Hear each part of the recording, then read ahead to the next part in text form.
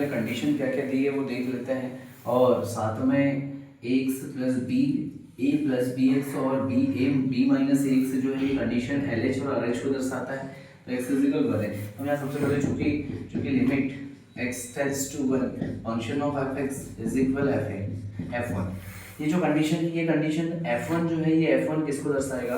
f1 जो दर्शाएगा वो 4 को दर्शाता है, f1 जो है वो 4 को दर्शाता है। तो इस तरीके से हमें a और b का मान निकालने के लिए यहाँ पर कंडीशन माननी होगी कि LH लिमिट बराबर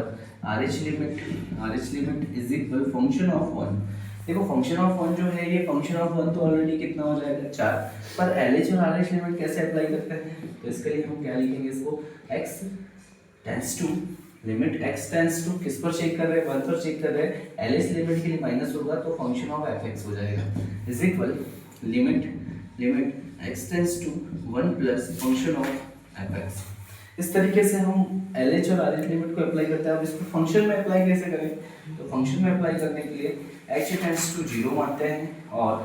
फंक्शन में क्या लेंगे, इसको 1 माइनस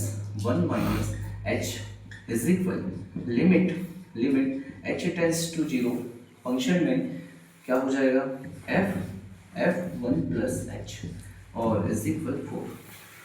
अब इन वैल्यू को हम इस फंक्शन में अप्लाई करेंगे, तो चूंकि x less than 1 LH limit को दर्शाता है और x greater than 1 RH limit को दर्शाता है, तो इसके लिए हम फंक्शन भी वही लेंगे। तो LH लिमिट में फंक्शन क्या आ जाएगा a प्लस बी एक्स, तो हम जहाँ पर x है वहाँ क्या इस्तेमाल कर लेंगे, 1 माइनस h इस्तेमाल कर लेंगे। तो क्या क्या हो जाएगा बताएं, limit h tends to 0 a plus b into X की जगह 1 माइनस h अप्लाई करेंगे is equal limit h tends to 0 RH के लिए क्या इस्तेमाल करेंगे, b माइनस a और 1 प्लस h इज इक्वल 4। इसको सरल कर लेते हैं तो क्या हो जाएगा यहाँ पर a plus b minus B H, ये लिमिट में h टेंड्स टू 0 हो जाएगा is equal limit h tends to 0 b minus a h is equal 4। Limit लेने पर क्या हो जाएगा, ये तो 0 हो गया तो यहाँ से a प्लस b बचा इज इक्वल यहाँ से b माइनस a बचा इज इक्वल 4। अब देखिए इतनी कंडीशन आने के बाद हमें क्या समझ में आ रहा है कि यहाँ से a प्लस बी और b minus A is equal 4 है,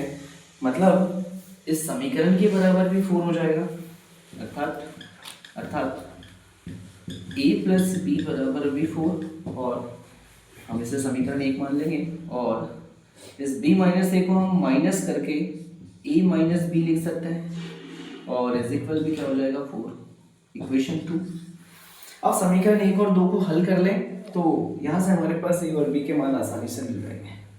और वही हम विधि लगाएंगे यहाँ पर, चाहे विलोपन लगाए प्रतिस्थापन लगाए, पर a धन b और a माइनस बी के इस इक्वेशन को सॉल्व करके आसानी से a और b के मानों तक पहुँचा जा सकता है। मिलते हैं अगले वीडियो में।